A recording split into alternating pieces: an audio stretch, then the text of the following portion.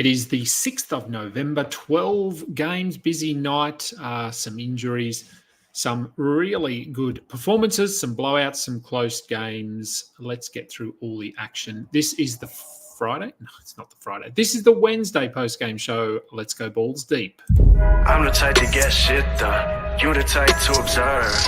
March Madness on my speakers, but today's November 23rd. Got something loud in the blunt, yeah. I don't say what I want, yeah. Probably somewhere sunny getting tan. Foreign women in the sun, yeah. That's all that I need. That's all that I need. That's all that I need. Got my brothers with me. Got my brothers with me, and my mama's healthy. That's all that I need. Welcome to the Balls Deep podcast, brought to you by Fantasy Basketball International. I am Adam King. Find me on Twitter at AdamKing91. Find us on Twitter at FBI Basketball. We are part of the Old Man Squad Network. Find them on Twitter at Old Man Squad. We are on X. We are on YouTube. We are on Google Podcasts, Apple Podcasts, Spotify, anywhere and everywhere you consume your fantasy basketball content. Please like, rate, and subscribe. 12 games, a lot to get through. Try and do it in half an hour. We'll see how we go. And then, I thought I have been doing the injuries first. I thought maybe rather than that, because I'm going to cover the injuries during the game, obviously. So I thought maybe once we get to the end, assuming I haven't talked too much and taken too long, we'll then jump ahead and look at tomorrow night's games very quickly and just run through the injuries that we're aware of. We do obviously get injuries coming in tomorrow as well, but we can cover what we are aware of. Let's get into the first game. What? That one looks weird. There we go. That's better. So the first game of the night, Magic and the Pacers. Magic, they looked better in this one. They have been struggling of late. They at least kept this one moderately close. 118, 111, Indiana get the win for the Magic. Tristan Da Silva continues to start, and he did very little tonight. We're not worried about him. Wagner, he looks really good, but he can't do it all himself. Suggs has cooled off a little bit. Although the numbers here, look, they're pretty good. He's not taking the shots that he was. 6 of 10 from the field, perfect from the line, 5 rebounds, 6 assists, steal and a block, 15 points. So still good enough. Caldwell Pope, 13 points, probably more than he's scored all season combined. I'm not interested in him at all. It's really that centre spot we want to talk about. Goga Bitadze got the start again, so his second consecutive start. He had 10 and 12 with 3 blocks and a steal in 30 minutes. Now, we know that the Magic are going to rotate through. Well, we're assuming they will because it's what they've done in the past. That they'll bring Mo Wagner in for certain matchups. Probably not Jonathan Isaac, although he is playing a bit of the centre. I doubt he starts, so it's probably going to be Bitadze or Mo Wagner. I think Bitadze might just be worth an ad for now until Carter is back, which could be a couple of games. It could be a week. It could be 2 weeks. We just don't know with plantar fasciitis. So I think Bitadze is probably worth a look. Ceiling's not super high, but a double-double with 4 defensive stats is worth rostering. Anthony Black was a bit better in this one. In 27 minutes, he had 12 and 6 with 2 steals. This is why we added him last week, and then he just fell off a cliff. If you want to go and re-add him, fine. But I'd like to see this for another game before making any moves. On to the Pacers. Mathurin, it's just about consistency. As long as he's consistent, then we roster him. And he had 20 points here with 11 rebounds. 13 of 14 from the line. Very nice indeed. Everyone else in the starting lineup, Nembhard, I'm not interested in him. Halliburton, he got hot late. This was looking like a pretty rough game. He ended with 17 points, 4 assists, a steal, 3 threes. You do have to remember that assists are a category that's reliant on your teammates hitting shots and being in their spots, that sort of thing, and not playing isolation. So somewhat out of his control, but the numbers are obviously down.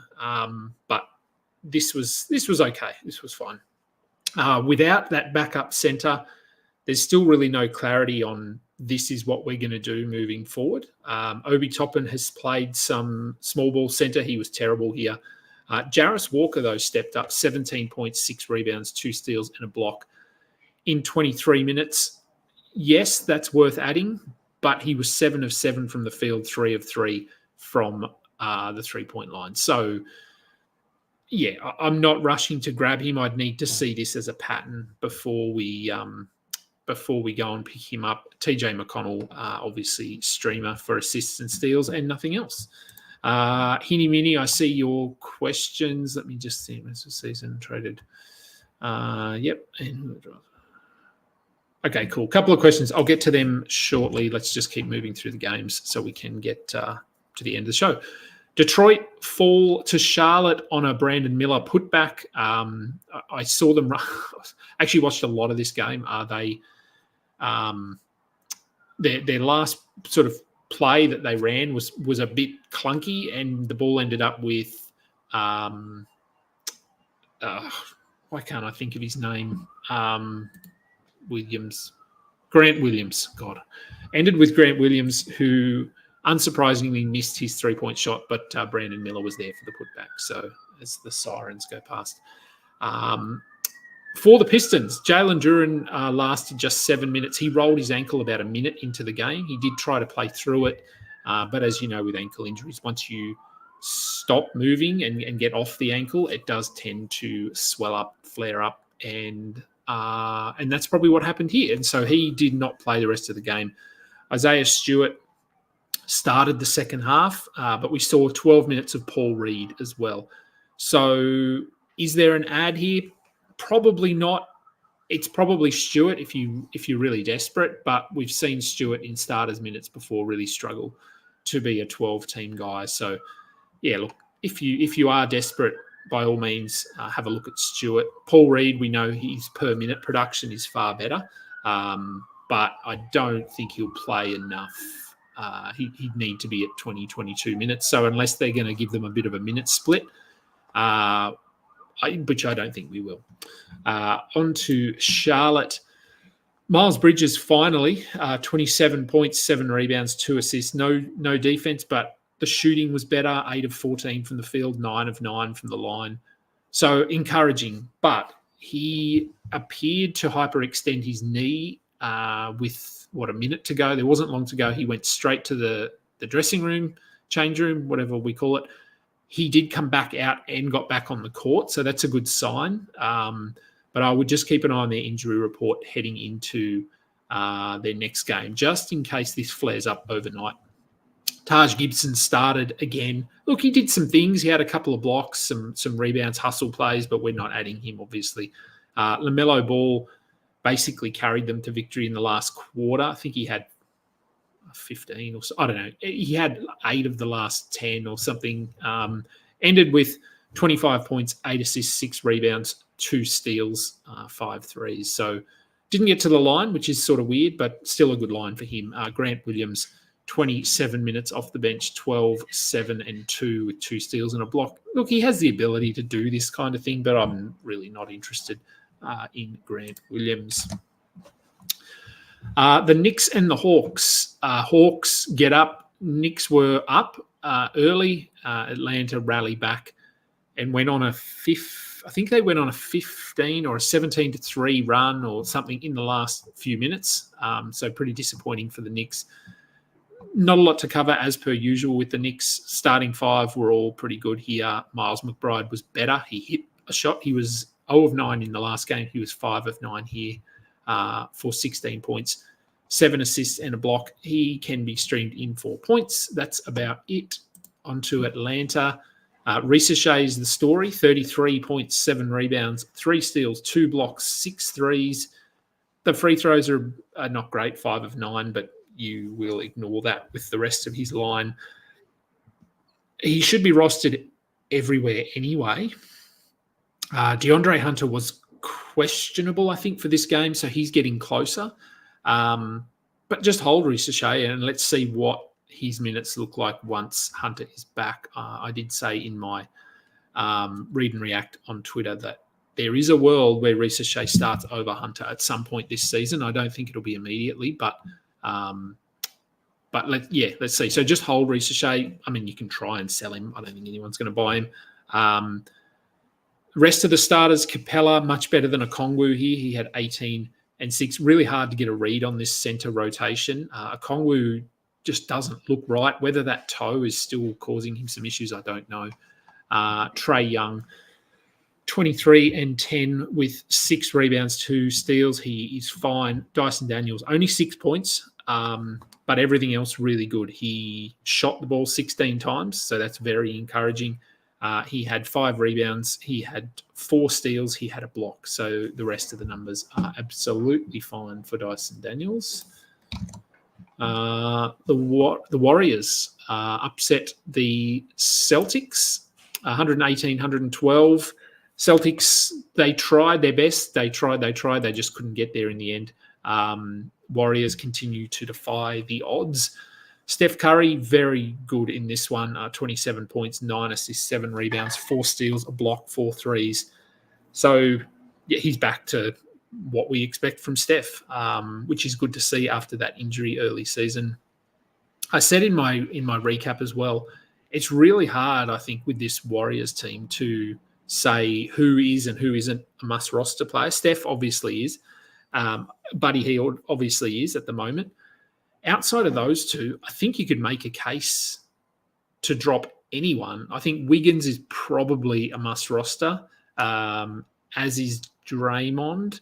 But Trace Jackson-Davis, Moses Moody, Kyle Anderson, Gary Payton, Jonathan Kuminga, Kevon Looney, Podziemski once he comes back. I think all those guys are borderline. Even Kuminga, sadly, he only played 18 minutes here, 10, 4, and 1. I think he's probably a drop. I'm going to hold him in a couple of spots, but if you just need production now, I think you can move on.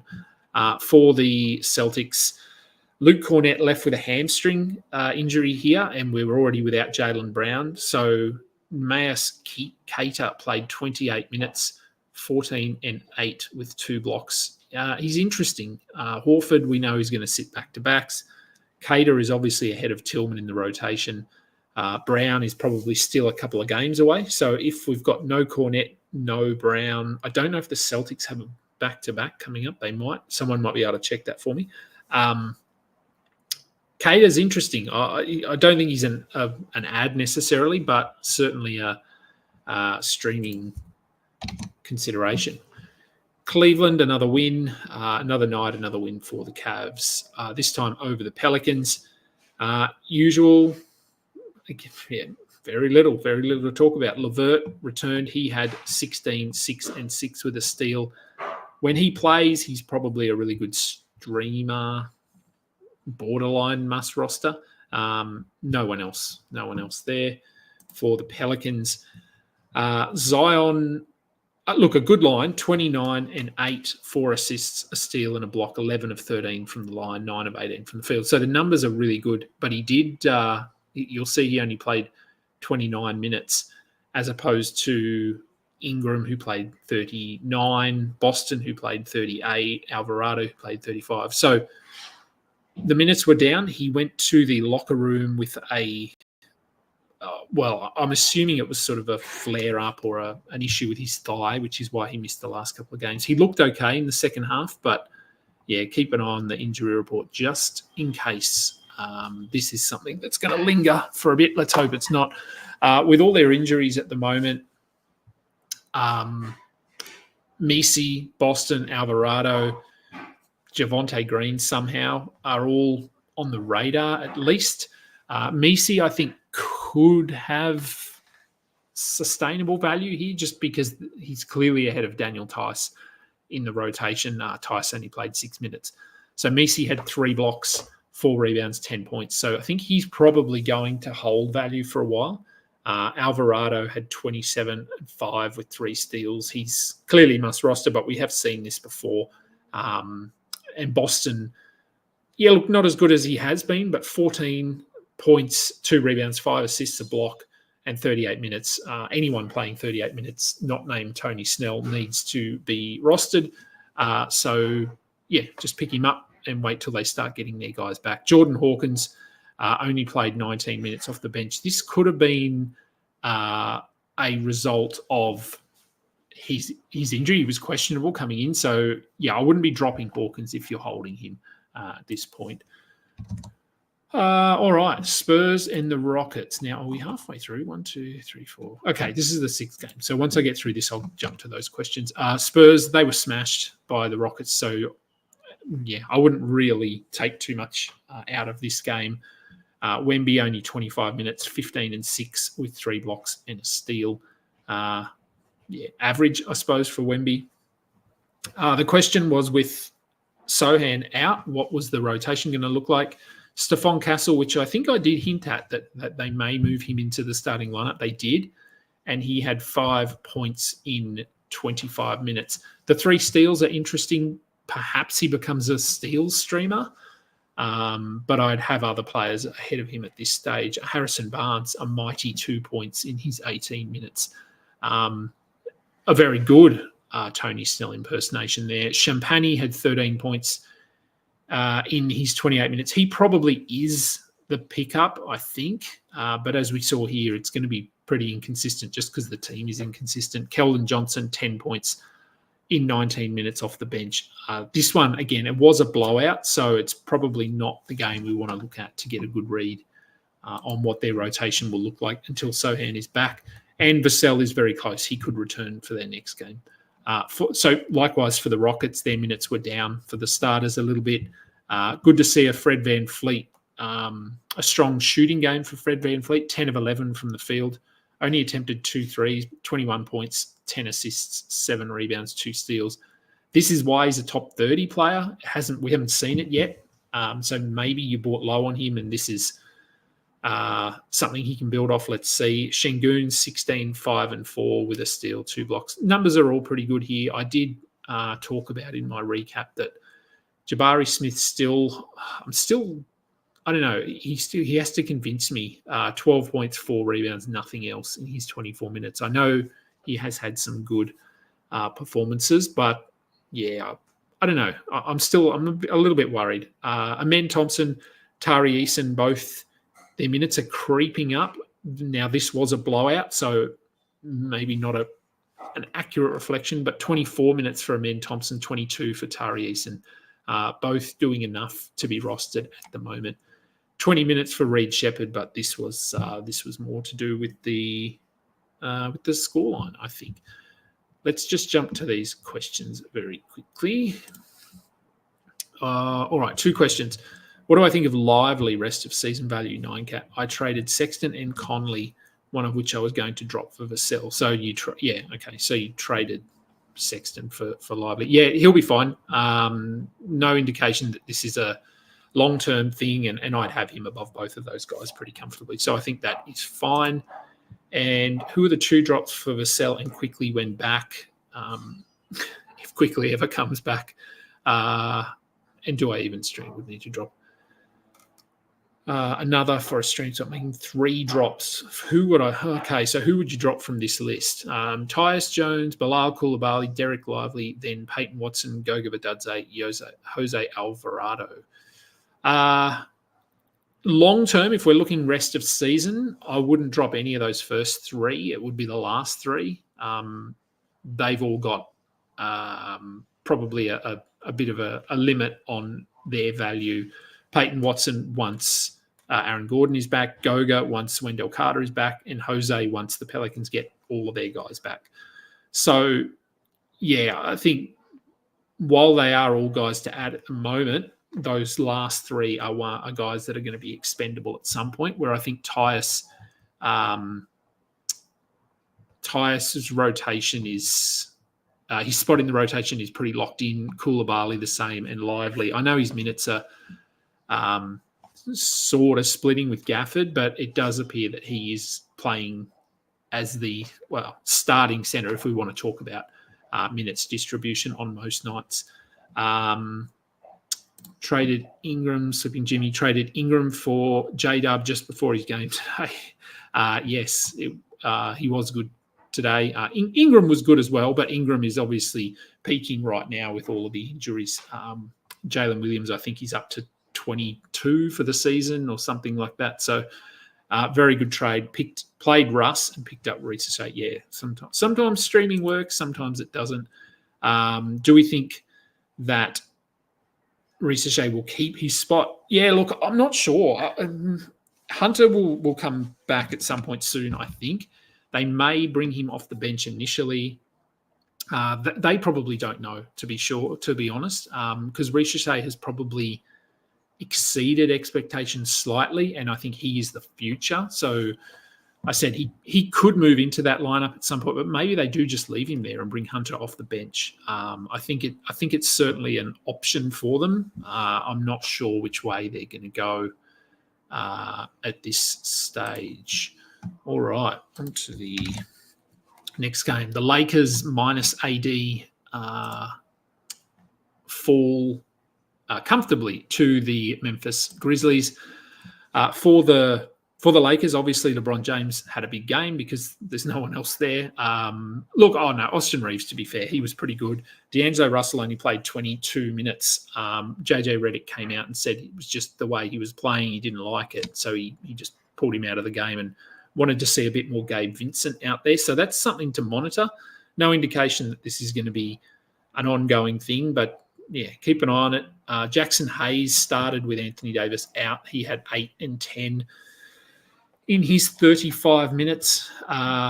This Anthony Davis injury sounds like it's something he's been dealing with for a while. He's going to try and play through it, but So, if you have Anthony Davis, you have to keep an eye on the injury report every game. Hopefully that is something that he can manage. But anytime he's out at the moment, Hayes might be worth streaming in if you just need rebounds.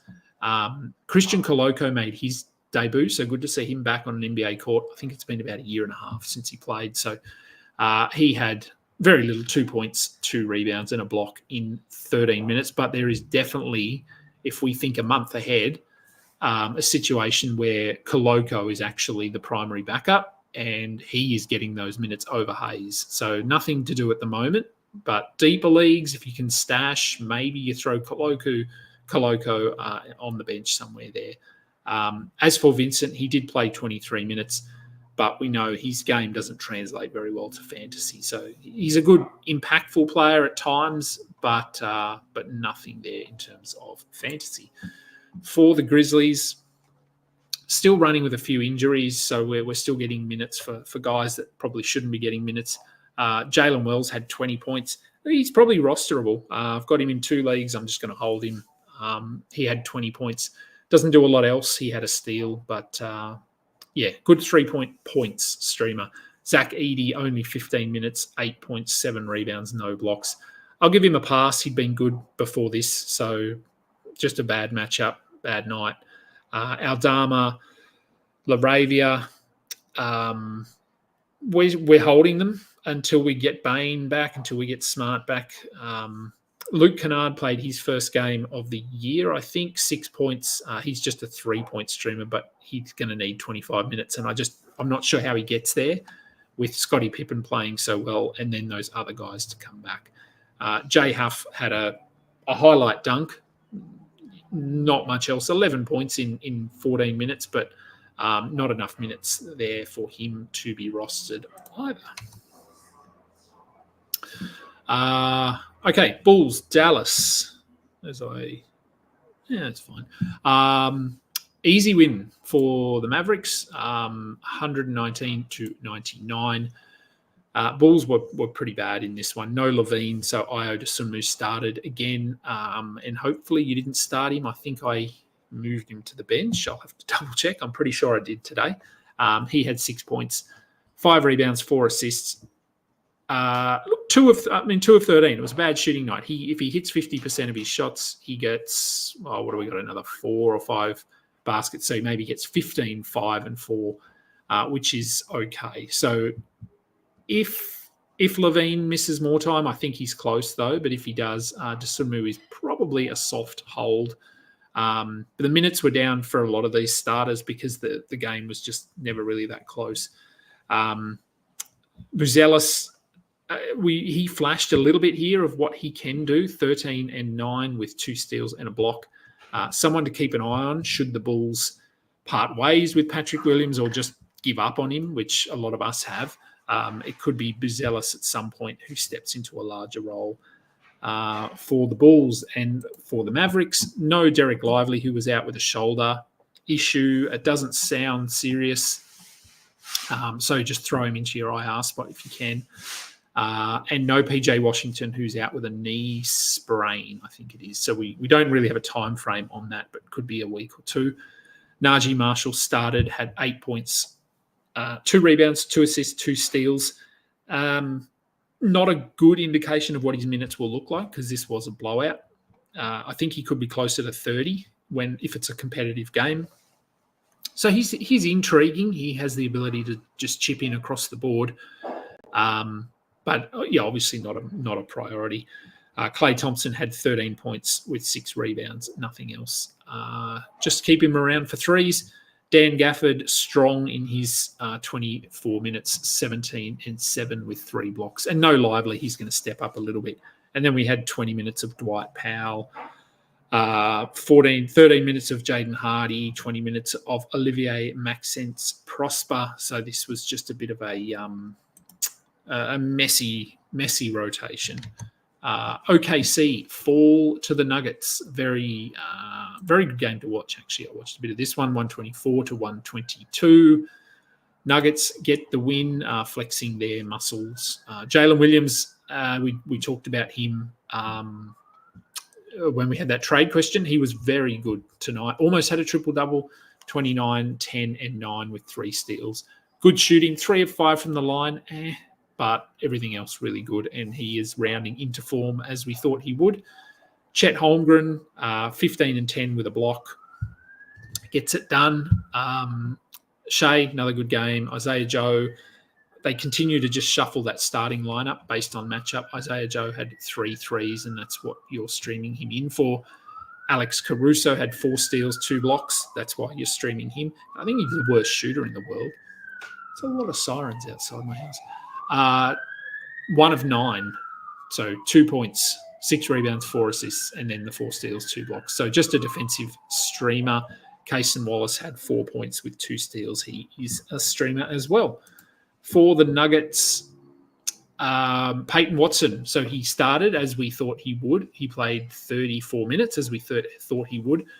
And the numbers are pretty good. I think you probably look at that and go, a little bit underwhelming. But 10 points, 3 rebounds, 3 assists, 3 blocks, a steal, a 3-pointer, exactly what we wanted from him, really. So he is must roster at the moment. Julian Stroufer, who I said is probably worth a look as well. He was not great, but 9.6 assists, 5 rebounds. I think he is probably on the radar too. And Russell Westbrook somehow had another good game, 29 points, 6 rebounds, 6 assists, a steal. 6 of 9 from the line is a bit rough, but 10 of 15 from the field makes up for it. So I guess we're rolling with Westbrook at the moment. There's going to be a big drop-off coming at some point. It won't be pretty, but while he's playing this well, you just roster him as I have a drink. Okay, Miami and Phoenix. Narrow win for the Suns here, 115-112. For Miami, Terry Rozier not looking great at the moment. He started the season reasonably well. He had 7 points, 5 assists, 7 rebounds, steal, poor shooting. The minutes are there. He'll get going at some point, but it hasn't been pretty. Jovic only played 5 minutes before he exited. Haywood Highsmith stepped in, had 19 points, 7 rebounds, 2 steals in his 31 minutes. If Jovic is out, Highsmith and Jaime Jaquez, if he returns from his illness, both probably jump up onto the streaming radar. Pell Larson, interesting that just where his role has increased a little bit. So 21 minutes, didn't do much in that time, but deeper leagues, keep an eye on that. And Kel'el Ware got the start, not the start. He got the backup minutes ahead of Thomas Bryant, which I thought they should have been doing all season. It took them 3 weeks to realise. So not enough here to add him, only 14 minutes, but he did have 7 points, 3 rebounds, a block, 2 steals. So deeper leagues, I would monitor this. If he can get to 18 minutes, then he would probably be worth adding in deeper leagues. A situation to keep an eye on. And for Phoenix, we a little bit like like Cleveland. We sort of know there's their starters. You roster them. Yusuf Nurkic had another really strong game here, so this was the good version. 20 points, 18 rebounds, 2 blocks, and a steal.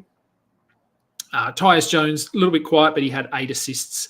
No steals in this one, but we're rostering him. The minutes are there. Grayson Allen, 3 threes in his 22 minutes. Just a streamer. And Royce O'Neal, enough, I guess. 6 points, 7 rebounds, 2 assists, steal, block. He's very boring, but he does chip in across the board. So if you want to roster him, by all means. Philly and the Clippers. Clippers get the win. It was 110-98, but it really wasn't that close. For the Sixers, Tyrese Maxey left with a hamstring issue. I really hope for their sake that this is precautionary, because if he is out, Embiid is still a couple of games away, and then we know that he won't be playing. I think they've got a back-to-back. Actually, I think the game that Embiid returns in next Tuesday, Sunday, I don't know, whenever he returns against the Knicks, I believe, it's the first game of a back-to-back.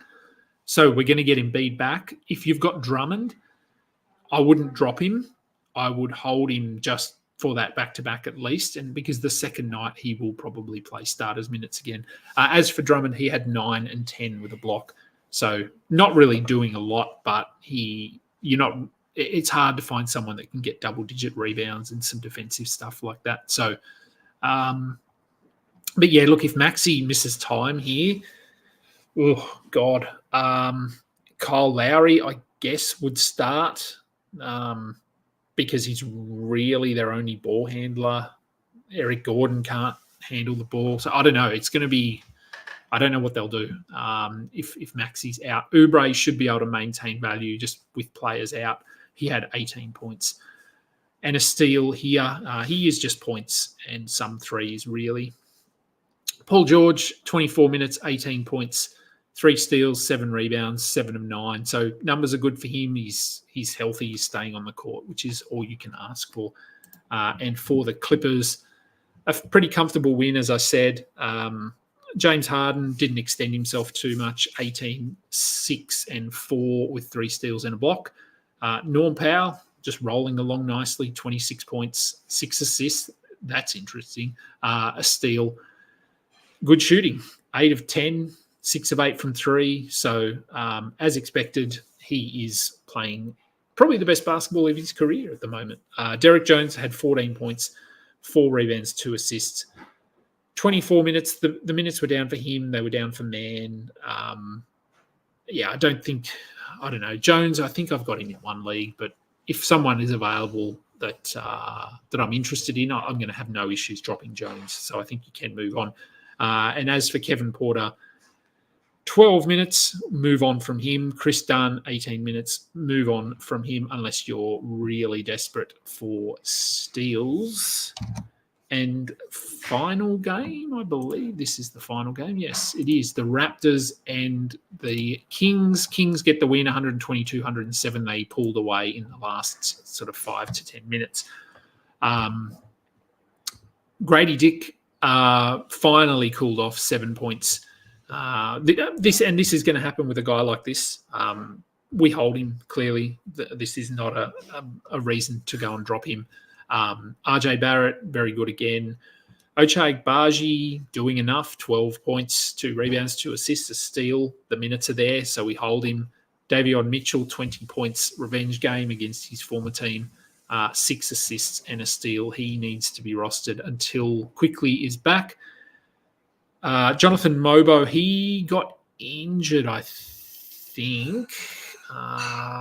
What was it? Hang on, let me have a look. I know he got injured because I remember writing up the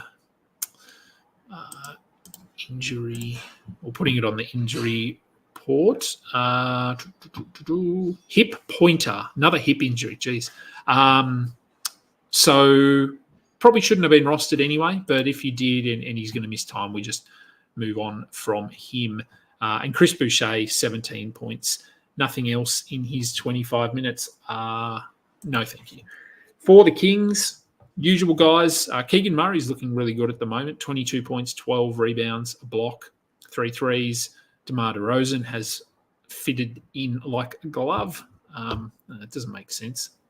Anyway, he's been a really good fit. Domantas Sabonis, a perfect night for him. 6 of 6 from the field, 5 of 5 from the line, 17 points, 13 assists, 11 rebounds, and a steal. And that steal came really late too. So always nice when you can get a defensive stat out of Domantas Sabonis. De'Aaron Fox, peripherals were down a little bit, but 21 points, 9 of 10 from the line.